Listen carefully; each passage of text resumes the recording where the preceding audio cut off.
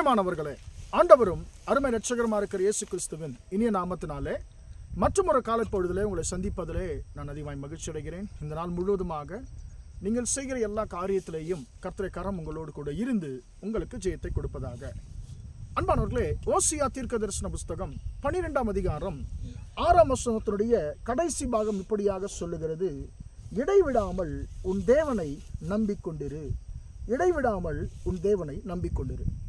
அன்பானவர்களே, இந்த காலை வேளையிலே பரிசுத்த வேதாகமம் நம்மை தைரியப்படுத்தும் விதத்தில் இந்த வார்த்தையை நம்மோடு கூட பேசுகிறது. அன்பானவர்களே, நம்பிக்கையை குறித்து, கர்த்தர் மேல் நமக்கு இருக்கிறதான நம்பிக்கை குறித்து, நாம் கர்த்தர் மீது வைக்க வேண்டிய நம்பிக்கை குறித்து இந்த பரிசுத்த வேத வசனம் நம்மோடு கூட பேசுகிறது. அன்பானவர்களே, இந்த வசனம் என்ன சொல்லுகிறது? நீ கர்த்தரை நம்புவதிலே நீ இடைவிடாமல் நீ அவரை நம்ப வேண்டும் என்று சொல்லி பரிசுத்த வேதாகமம் நம்மை பார்த்து இந்த வசனம் அறிவுறுத்துகிறது. அன்பானவர்களே, நாம் இடைவிடாமல் நாம் ஜெபம் பண்ணுவதை குறித்து நாம் அநேக செய்திகளை கேட்டிருப்போம். ஆனால் இந்த வசனம் சொல்லுகிறது, கர்த்தரை நாம் நம்புவதிலே நாம் இடைவிடாமல் இருக்க வேண்டும் என்று சொல்லி.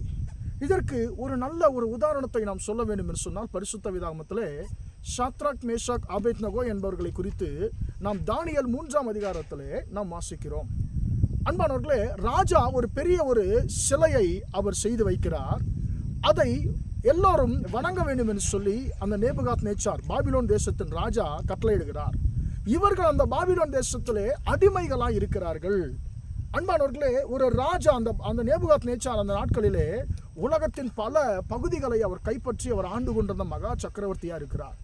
அவருடைய வார்த்தைக்கு யாராவது கீழ்ப்படியவில்லை என்று சொன்னால் அவர் சொல்லுகிறார், என்னுடைய கட்டளைக்கு கீழ்ப்படியவில்லை என்று சொன்னால் அந்நேரமே நீங்கள் எரிகிற அக்கினி சூளையிலே போடப்படுவீர்கள் என்று சொல்லுகிறார்.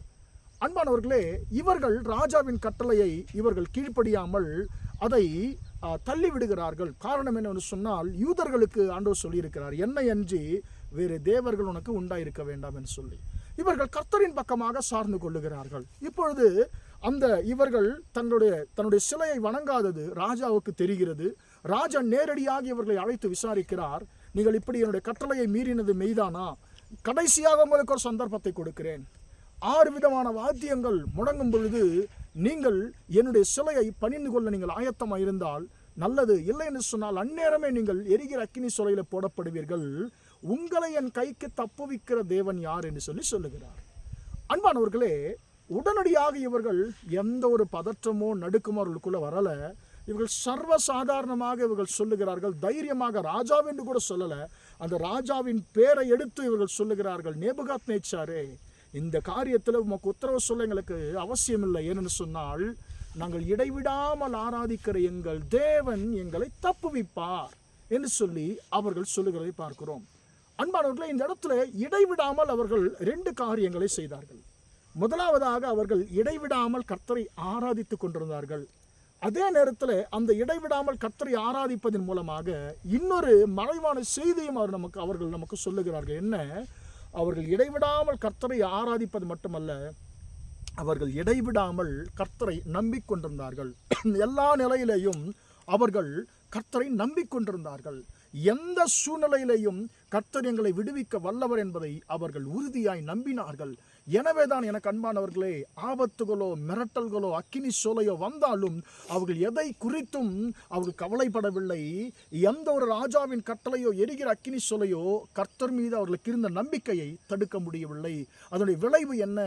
அவர்கள் சாதாரணமாக எரிகிற அந்த நெருப்பு 7 மடங்கு அதிகமாக சூடாக்கப்பட்டது.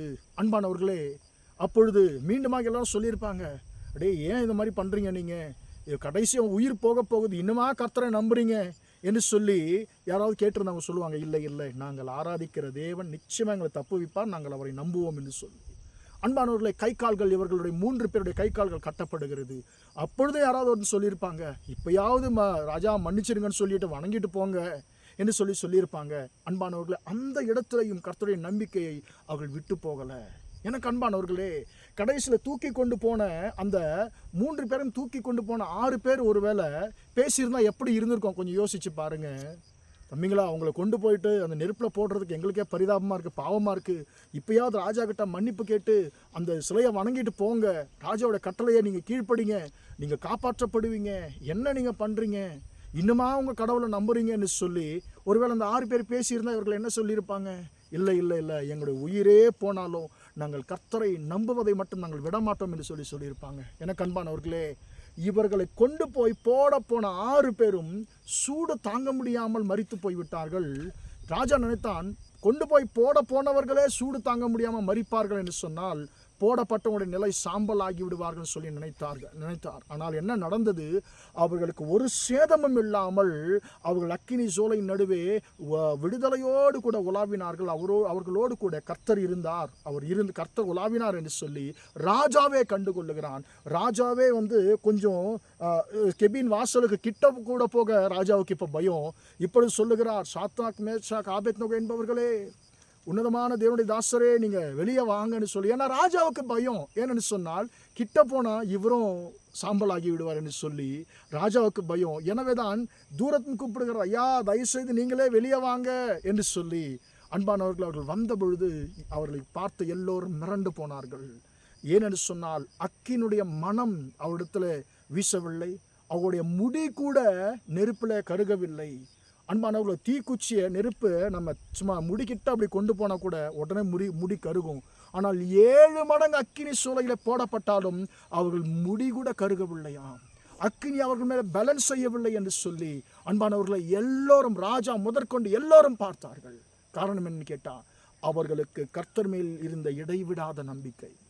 அன்பானவர்களை, ஆண்டவர் சொல்லுகிறார், அக்கினி சூளை வந்தாலும் பரவாயில்ல, எப்படிப்பட்ட சோதனைகள் வந்தாலும் பரவாயில்ல, நீ என்னை இடைவிடாமல் நம்பும் பொழுது நான் உன்னை ரட்சிக்க வல்லவராக இருக்கிறேன் என்று சொல்லி. எனக்கு அன்பானவர்களே, சோதனைகள், போராட்டங்கள், எப்படிப்பட்ட சூழ்நிலைகள் வந்தாலும் நாம் கர்த்தரை பார்த்து சொல்லுவோம், ஆண்டவரே நான் இடைவிடாமல் உம்மை நம்புவேன், நான் இடைவிடாமல் உம்மை நம்புவேன் சொல்லி.